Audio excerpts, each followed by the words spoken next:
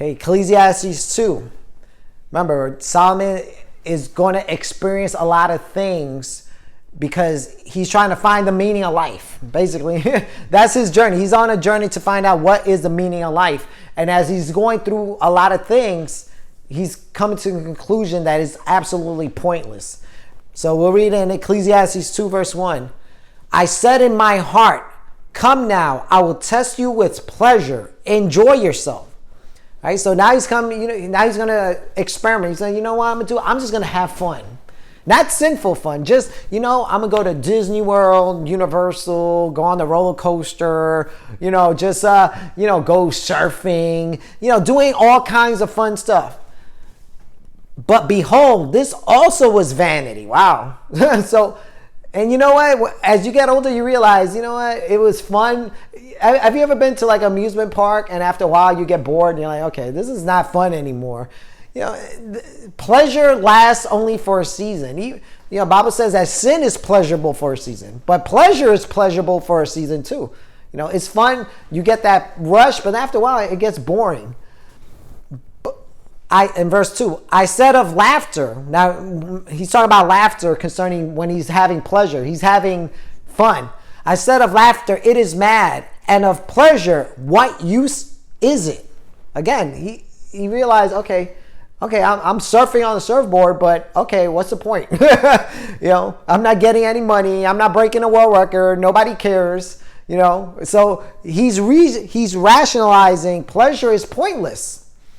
Verse 3, I search with my heart how to cheer my body with wine, my heart still guiding me with wisdom, and how to lay hold on folly, till I might see what was good for the children of men to do unto heaven during the few days of their life.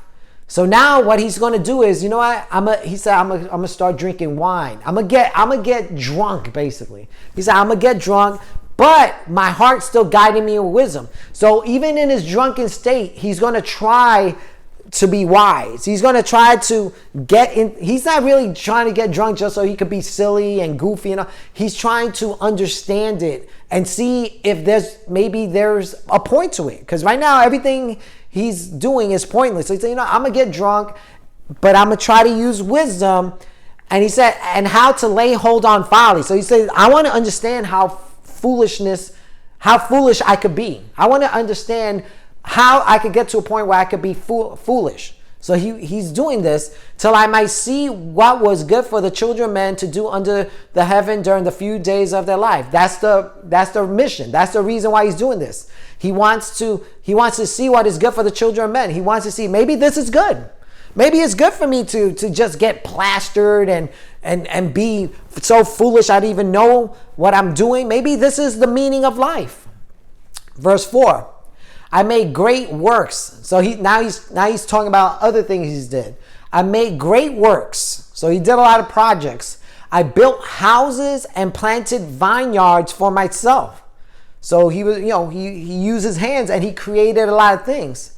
I made myself gardens and parks and planted in them all kinds of fruit trees. So he's like what's it called? Horist, I think it's called, or agriculturist. He's into agriculture, into botany. He has what's it called? Where they have a greenhouse and the plants are in there. That's what he has. Verse 6, I made myself pools from which to water the forest of growing trees. So again, it's like almost like a botanical garden almost. And he's created like an irrigation system so the trees could get watered. Verse 7, I bought male and female servants. So he bought male and female slaves, right? And had slaves who were born in my house. Okay? Look, we gotta understand how the ancient people, especially the Israelites, viewed slavery, especially in the law of Moses. It was not like we view today, where it's like, oh, that's a sin. It was not a sin. As a matter of fact, Solomon is bragging about that he bought slaves and he had slaves born in his house. These were not Israelite slaves. These were other nation slaves, because an Israelite slave had to be released at some point. This guy, these slaves, he bought them, and not only that, they're having children. Let's see, where am I? And had slaves who were born in my house. I also had great possessions of herds and flocks, more than any who had been before me in Jerusalem. Herds and flocks. That was like the income that you had. So he had a lot of resources. I mean, more than anybody. He was like the big shot, the billionaire in Jerusalem. Verse 8, I also gathered for myself silver and gold and the treasures of kings and provinces. So not only was he successful, he wanted to floss a little. He had gold and silver. He was like, look at all this gold and silver. He probably had a fat gold chain and, gold everything, a gold toilet. Who knows? But he had all that too. I got singers, both men and women, and many concubines, the delight of the sons of men. So he got singers, people that were talented, that entertained him. He bought them. It's like today. Somebody has like a party or some anniversary, and they hire somebody to sing for them. He had that. I got singers, both men and women, and he had many concubines. So Solomon, again, we got to go back to how they viewed marriage and concubines. It was not a sin for Solomon or any man. There was regulations, but it was not sinful for a man to have a concubine. Concubines, plural. The delights of the son of men. So he's talking about the concubines. Even back then, when a man saw a guy with a lot of concubines, they were like, wow, I wish I was in his suit. I'm telling you right now, the way we view things from our 21st century mind is not the way the Bible viewed a man that had like a harem. That's what this guy had, Solomon. He had a harem, and the men that saw it, they delighted. They wished they wished that they were Solomon. That's the Bible, right? Now we could come with our 21st century mindset, with our indoctrination that we learn from church, but that's Bible. All right, verse 9. Scroll up. So I became great and surpassed all who were before me in Jerusalem. So, he was greater than even David. He's successful. He got everything. Also, my wisdom remained with me. So remember, he's doing all these projects. He's also getting drunk too, and having concubines, but he's doing it with wisdom. He's doing it trying to figure out what is the meaning of life. 10. And whatever my eyes desired, I did not keep from them. I kept my heart from no pleasure, for my heart found pleasure in all my toil. All right, let me stop. And whatever my eyes desired, I did not keep from them. So whatever he wanted, he did or he got. I kept my heart from no pleasure. He's like, I'm not going to restrain from nothing. Of course, if it's not sinful. Drunkenness might be sinful, but he wasn't committing homosexuality or bestiality. That's no pleasure. That's wickedness. He was doing things that are pleasurable. I kept my heart from no pleasure, for my heart found pleasure in all my toil. So he said, you know what? I found pleasure in working. I found pleasure in building things and doing these projects. And this was my reward for all my toil. That he found the reward for his toil is that he found pleasure. He's like, wow, this is my reward. I do like this. There's some people who do like their jobs. There's some people that do like doing projects. You ever see people that, for example, have like a backyard and there's vegetables and fruits and all. They like it. The majority of people like it. There's some people that work there and they don't like it. They just do it for a paycheck. But that was his reward, that he actually liked it. But now listen to what he said in verse 11. Then I considered all that my hands had done and the toil I expended in doing it. And behold, all was vanity and striving after wind, and there was nothing to be gained under the sun. So even though he found pleasure, he was like, you know what? This is pointless too. In the end, it's absolutely pointless. He said, and let me read again. Then I consider all that my hands had done and the toil I expended in doing it. You know, it reminds me of Josiah. You know, he plays basketball and all that, and he's going hard and everything. But then, you know, behold, all was vanity and striving after win. After a while, you realize, wait a minute, what am I doing this for?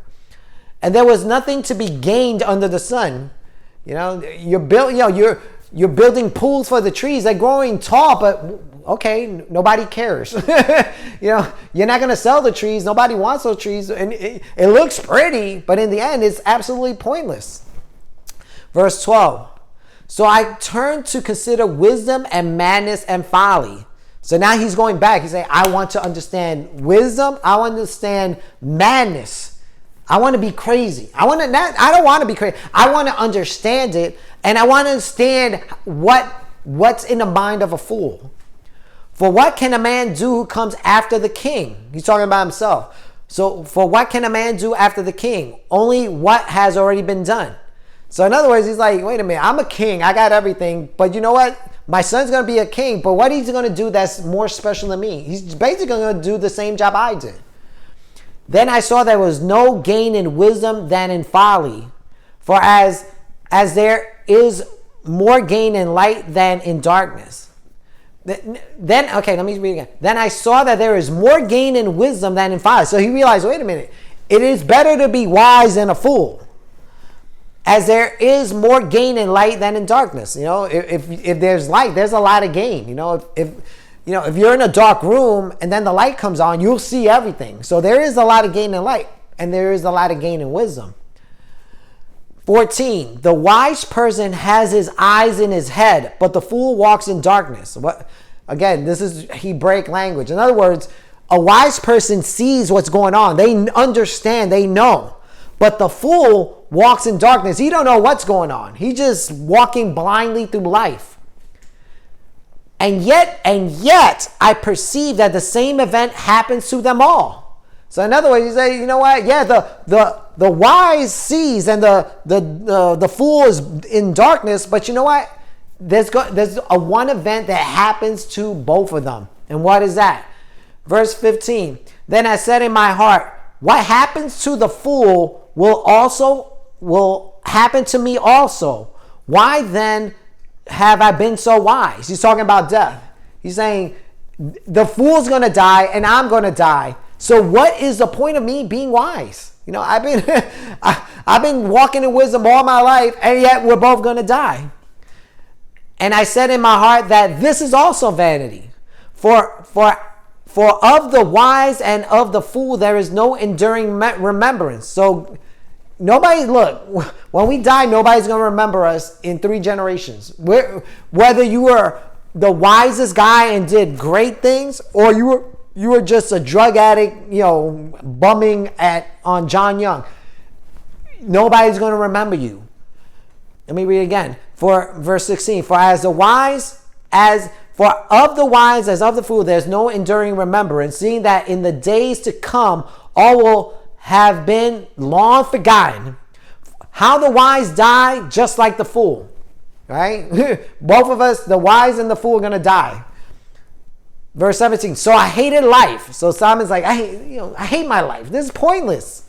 Because what is done under the sun was grievous to me. For all is vanity and striving after the wind. You know, he hated life because he's like, me and the fool are going to die anyway and nobody's going to remember us. So I hate life. What's the point? Scroll up, 18. I hated all my toil which I did under the sun, seeing that I must leave it to the man who will come after me. So he said, look, I'm busting my behind, and in the end, everything I do is going to go to my kids. So I'm not really going to enjoy everything I did. My kids might enjoy it, but I'm not going to get any enjoyment. I might get a little pleasure, but in the end, they're going to get everything. And who knows whether he will be wise or a fool? Talking about his sons. When he dies, he don't know if his son's going to be like, you know what, I'm going to build on what my father did. Or his son can say, you know what, I'm just going to squander everything, live my best life now. He don't know. Yet he will be master of all which I toiled and used my wisdom under the sun. This also is vanity. So he's saying, look, when I die, whether he's a fool or wise, he's going to be in control of everything. And so all I did was basically for him, and I didn't even know if he's going to be wise or a fool. So this is pointless. 20. So I turned about and gave my heart up to despair over all the toil of my labors under the sun. So he got despaired. I mean, he got like, he reached a point where he's like really depressed. When he really contemplated, he's like, man, this really stinks. This is awful. I'm going to bust my butt and this is going to be my fate, that I don't even know if my son's going to be wise or not. And yet he's going to be in control. He got depressed. Verse 21, because sometimes a person who has toiled with wisdom and knowledge and skill must leave everything to be enjoyed by someone who did not toil for it. That stinks. I knew a guy in my job who worked 30 years in the post office, his 401k was so high and he worked so hard, and then within a week after he retired, he died. So all those years, all those 30 years that he worked, he died within a week. He didn't get to enjoy it. And that's what Solomon is saying here, that because sometimes a person who has toiled, sometimes, not all the times, a person who has toiled, wisdom, and knowledge and skill must leave everything to be enjoyed by someone who did not toil for it. So all that 401k money, his kids are living it up. He didn't enjoy all the plans of going on vacation or moving to Florida. That's not going to happen.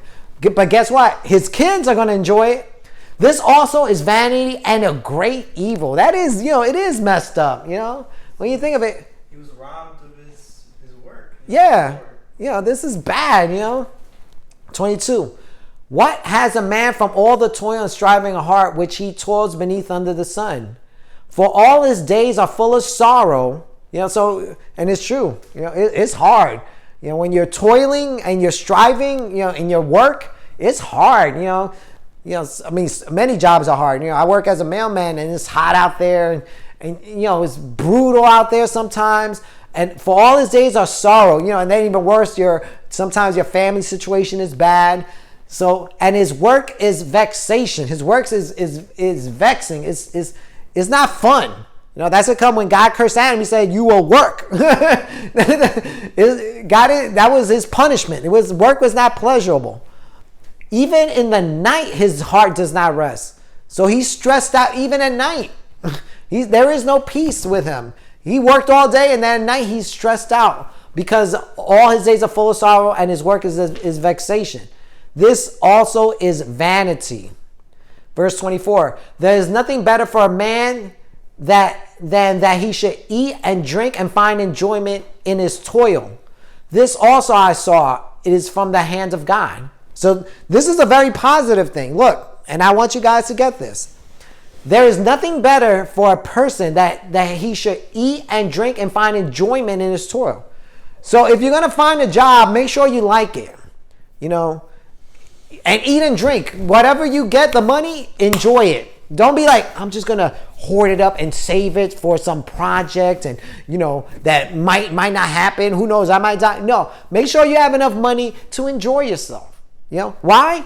This also I saw is from the hand of God. This is God, God gift to you. He's saying, look, you busted your butt, enjoy yourself.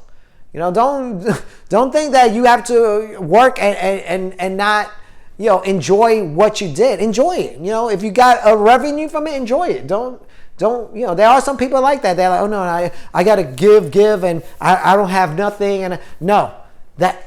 This is from the hand of God, that you eat and drink and find enjoyment in his toil. So enjoy and enjoy your job. Make sure you find a job you enjoy too. Verse 26. For to one who pleases him, talking about God, for the one who pleases God, God has given wisdom and knowledge and joy. So whoever pleases God, God will give him wisdom, knowledge, and joy. All right? But to the sinner, he has given the business of gathering and collecting only to give to the one who pleases God. So a sinner, he's going to work too. But what he's doing in the end, all he's doing is saving up everything because he's going to get killed. He's going to get taken out of this world. And all that he did is going to be taken and given to the one who pleases God. So, but Solomon said this also is vanity and striving after the wind. So he's saying the guy the sinner who gathered and collected, he should have realized, if the sinner realized, wait a minute, the path I'm going to, I've got all this stuff I've accumulated through robbery, through just being profane, like a prostitute. I got all this stuff, but in the end, I'm gonna get murdered, or God's gonna kill me somehow. And then everything I have, the person that fears God, they're gonna get it. It's pointless. But while they live in their mentality, while they're in it, they think they're living their best life now. But if they really think about it, they should be like, wow, in the end, I'm going to die young. You know how many hip-hop artists, get that one hit? They get to that point and then they get murdered. all that money they accumulated, while they were on earth, they were living it up. But if they were like Solomon, they would realize, wait a minute, this is vain because somebody's going to kill me in the end. And that's what Solomon said about the sinner that gathered and collected only to give to the one who pleases God. So we'll end there. That's, the wisdom of Solomon. It's a very depressing book. But you know what? Life sometimes is hard. I remember there was an artist that said that. He said, I think his name was The Truth. He said, life is hard, but God is good. And he talked about all the situations in his life. And this is what Solomon is going through. He's experimenting, trying to find the meaning of life. And as he's going through stuff, working hard, getting concubines, accumulating property, he's realizing this is pointless. It's absolutely pointless. And there were times where he was despairing because he was so depressed over the outcome of certain actions. And sometimes life is depressing. But as we go through the book of Ecclesiastes, in the end, he's going to reach a conclusion. And I'll tell you right now, the conclusion is to fear God and to keep his commandments. For that is the whole duty of man. You got a duty. When you got a duty, sometimes it's not pleasurable. When a sergeant sends you or an officer sends you to do something, it might not be pleasurable. It might make you lose your life, but that's your duty, and you got to do your duty. Whether you think it's vain or pleasurable or not despairing, it doesn't matter. You got a duty. So we'll end there. Thank you for your time.